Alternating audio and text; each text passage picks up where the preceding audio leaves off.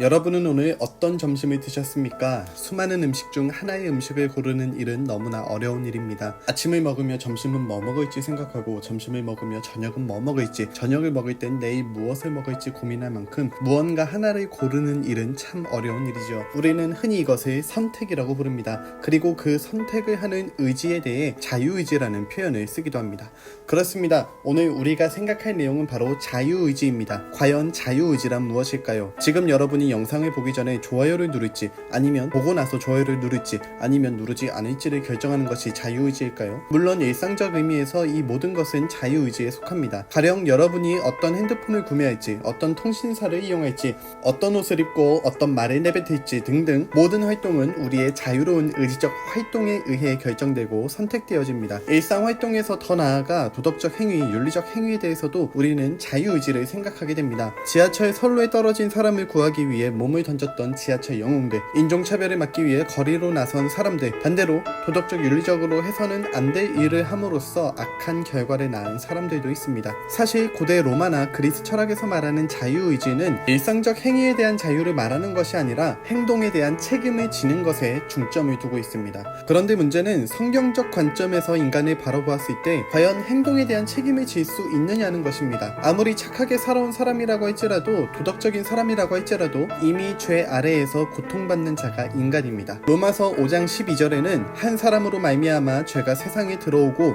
죄로 말미암아 사망이 들어왔나니 이와 같이 모든 사람이 죄를 지었으므로 사망이 모든 사람에게 이르렀느니라 말씀하고 있습니다. 인간의 어떠한 선택도 자유의지도 죄와 사망의 권세 아래에서 책임을 질 수 있는 자격을 갖추지 못하게 한다는 것이죠. 사세기 교부시대 신학자이자 교부 중 한 사람인 아우구스티누스, 성 어거스틴이라고 불리죠. 그는 이에 대해 어떤 인간도 도덕적 행위를 완벽하게 해낼 수 없으며 자신의 행위로 인해 고통받는다. 이 때문에 자유의지는 있으나 무력하다고 본다. 다시 말해 인간의 자유의지로 구원받을 수 없다는 것입니다. 한 사람이 있습니다. 이 사람은 자신이 죄인임을 알고 구원에 대한 열망이 가득하였습니다.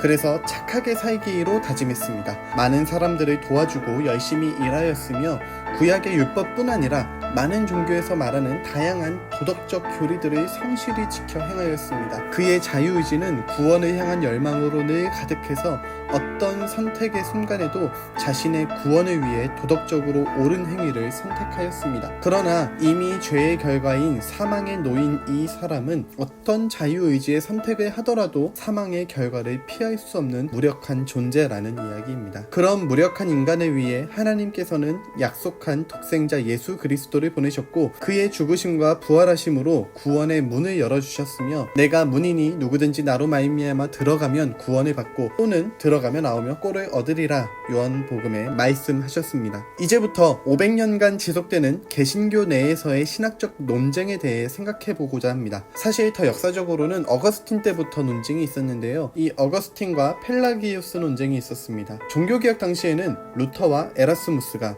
종교개혁 이후에는 칼빈과 알미니안주의가 그 대립을 이어가고 있습니다. 자유의지에 대한 이야기를 나누고 있기 때문에 자유의지를 중점으로 이 대립의 논점을 말하자면 구원에 인간의 자유의지가 포함되어야 하는가에 대한 논점입니다. 이는 조금 더 포괄적으로 생각해보자면 구원은 전적인 하나님의 은혜인가, 즉 하나님의 단독적 행위인가, 아니면 하나님이 구원의 문은 열어놓으셨고 인간이 그 구원을 선택해야 하는 자유의지적 선택에 따른 결과가 구원인가. 칼빈은 구원은 전적인 하나님의 행위로 보았지만 알미니우스는 인간의 선택이 필요하다는 것을 강조하였습니다. 어쩌면 이런 생각을 할지도 모르겠습니다. 아니 그게 뭐가 그리 중요해요? 어차피 예수님을 믿어서 구원받는 것 똑같지 않습니까? 라고 생각할 수 있습니다. 결론만 놓고 보면 예수님을 믿어 구원에 이른다는 점은 같습니다. 그러나 거기에 나의 선택이라는 것이, 나의 자유의지에 따른 선택이 구원의 일정 부분을 담당하고 있다는 것과 아니다, 구원은 전적으로 하나님이 하시는 것이고 우리는 그저 구원의 선물을 받을 뿐이다 라는 것은 큰 차이가 있습니다. 처음에도 언급하였듯이 어거스틴은 구원에 있어서 인간의 자유의지는 무력하다는 것을 강조합니다. 다시 말해 예수를 믿음으로써 구원받았다는 것은 전적인 하나님의 구원하심이지 내가 그것을 선택하였기 때문이 아니라는 것입니다. 인간의 어떠한 행위도 노력도 자유의지에 따른 선택도 구원에 이를 수 없습니다. 누가복음 6장 39절에 예수님께서 하시면서 또 비유로 말씀하시되 맹인이 맹인을 인도할 수 있느냐,